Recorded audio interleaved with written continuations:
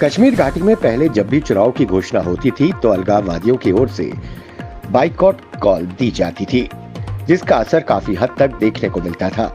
लेकिन अनुच्छेद 370 हटने के बाद पहली बार लोकसभा चुनाव बिना किसी बाइकॉट कॉल के होने जा रहे हैं। इस बदलाव को समाज के सभी वर्ग एक पॉजिटिव बदलाव के रूप में देख रहे हैं। स्थानीय लोगों के अनुसार उनका हक है अपने नुमाइंदे चुनने का, जो पहले करीब 3 वर्षों तक दबाव के चलते छिन गया था।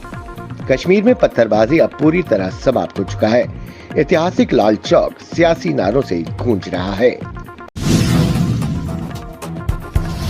प्रधानमंत्री नरेंद्र मोदी ने उड़ीसा के कंधमाल में एक चुनावी सभा को संबोधित करते हुए कांग्रेस पर जमकर निशाना साधा। उन्होंने पोखरान में परमाणु परीक्षण का भी जिक्र किया।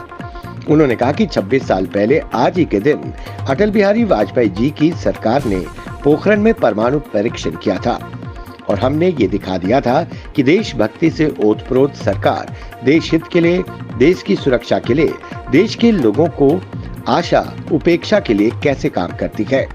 दूसरी ओर कांग्रेस बार बार अपने ही देश को डराने की कोशिश करती है।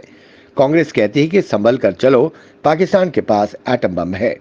उन्होंने कहा कांग्रेस वाले कान खोलकर सुन ले, कांग्रेस इस देश में मानी विपक्ष भी नहीं बन पाएगा। वो 50 सीटों से नीचे सिमटने वाला है।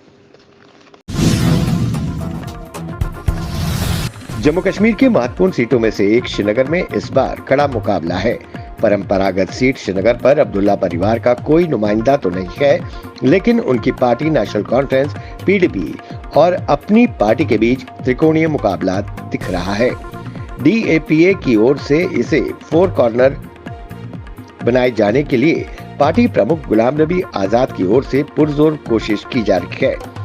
यहाँ लगभग 52,000 कश्मीरी पंडित विस्थापितों के वोट निर्णायक साबित होंगे।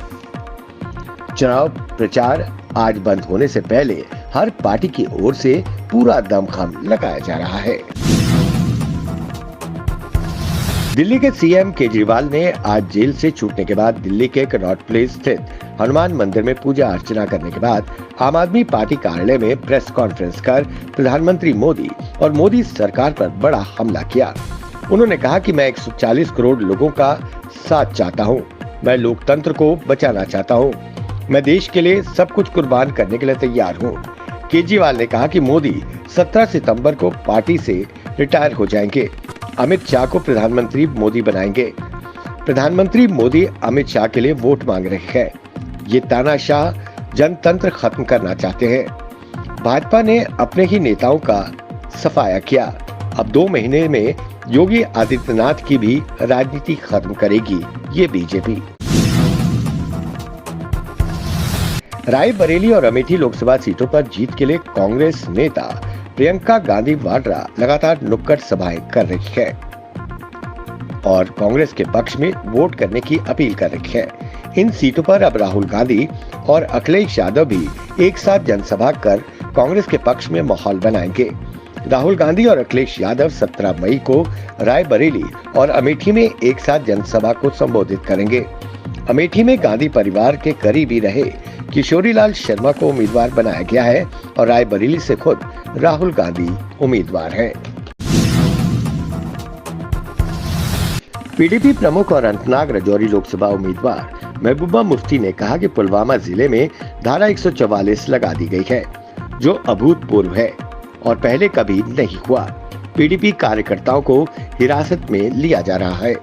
मुझे समझ में नहीं आ रहा कि अगर भारत का चुनाव आयोग 87 में जो कुछ हुआ उसे दोहराना चाहता है तो चुनाव का ये नाटक क्यों रचा जा रहा है। सारी सरकारी मशीनरी का इस्तेमाल उनके द्वारा स्थापित प्रॉक्सी समूहों का समर्थन करने के लिए किया जा रहा है।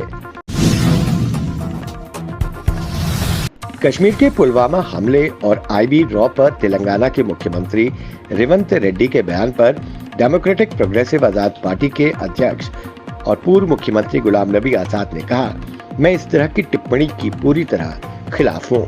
मैं महंगाई, बेरोजगारी जैसे जनता के मुद्दों के पक्ष में हूँ।